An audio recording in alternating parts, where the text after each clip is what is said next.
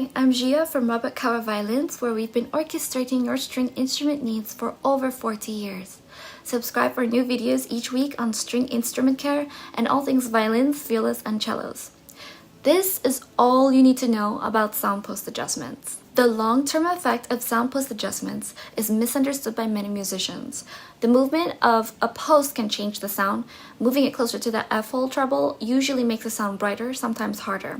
The opposite direction makes the violin sound warmer, darker, and sometimes a little less powerful. It's not really the position of the post itself which makes the sound brighter, but the different pressure it exerts on top and back. This is a sound post setup, and that's the post. We put it carefully through the F-hole, and either we knock it this way, or we pull it in, or push it out. Then we check with the mirror, and possibly a light, and see if it fits. And we also check where the position is. There's leather here so we don't scratch up the violin.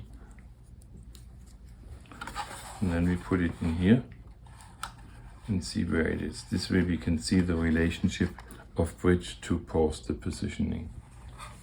We made a lot of experiments here at Cauer Violins by making two posts with slightly different lengths from the same long dowel. Then we inserted them aiming for the same pressure. That resulted in two different positions of the post. However, the sound felt identical. Of course, when moving the longer post to the position the shorter post had held, the sound was quite different. So far, this is not a surprise to most of you seasoned musicians, but there is a catch. We all know that changing humidity has quite the influence on the sound of instruments. Generally, dry wood is stiffer than wood in high humidity. Stiffer wood makes the sound brighter. The stiffer the wood, the quicker it tends to want to get back to resting position after being forced to vibrate. The quicker vibrations cannot force the played note to be higher, but the higher harmonics on that note get more enforced. That is what makes the sound brighter, or in some cases tighter. In addition to this phenomenon, wood shrinks when the air is less humid. Cracks develop in the upper and lower bouts near the edges when it's very dry.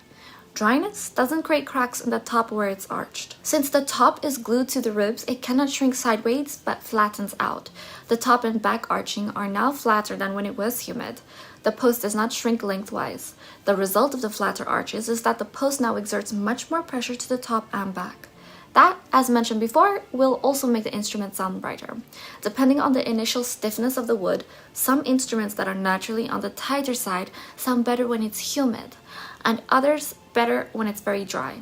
If your instrument has a better sound when it's humid, you can alleviate the dry weather issue by using a humidifier.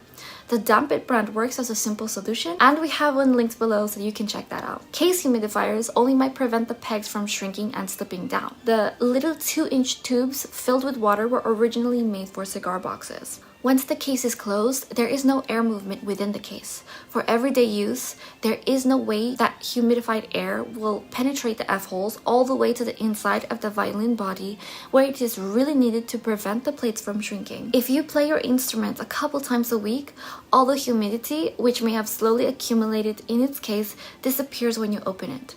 Say you go on vacation for 2 weeks. A good case humidifier may help a little, though a Dampit, also linked below, in each F-hole is more than sufficient for the inside of the violin body. There's not much you can do if the instruments sound better in a dry climate. Inserting small silicone bags for dryness in the F-holes is obviously not an option. Post movements away from and closer to the bridge are more permanent in their effect.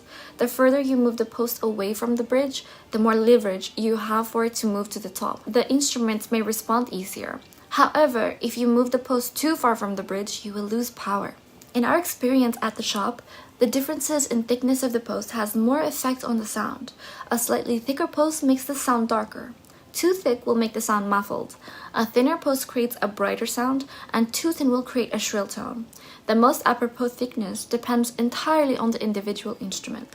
A very effective way to manipulate the sound is to experiment with different strings. Don't go out and buy lots of strings. If you are familiar enough with a particular string or string instrument dealer, ask them if they have some used G strings to compare to your other strings on your violin or string instrument.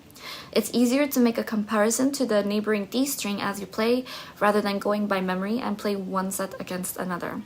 Finally, I would like to address another misconception. If there is a particular note on the violin which doesn't sound right, for instance, it's too weak, you'll not be able to improve the strength of this note in relation to the others by moving the sound post. If you get more power with an adjustment, the whole area gets louder, but the individual note is still weaker than the notes above and below. Most of all, don't underestimate the power of suggestion, which can make you feel that the problem was resolved, but a few days later it miraculously comes back, sort of like the magic trick where the woman is sawed in half and is instantly pieced back together. Feel free to check out more of the links below for more resources, and don't forget to visit robertcauerviolin.com for more. Subscribe for new videos each week on string instruments, care, and all things violins, violas, and cello.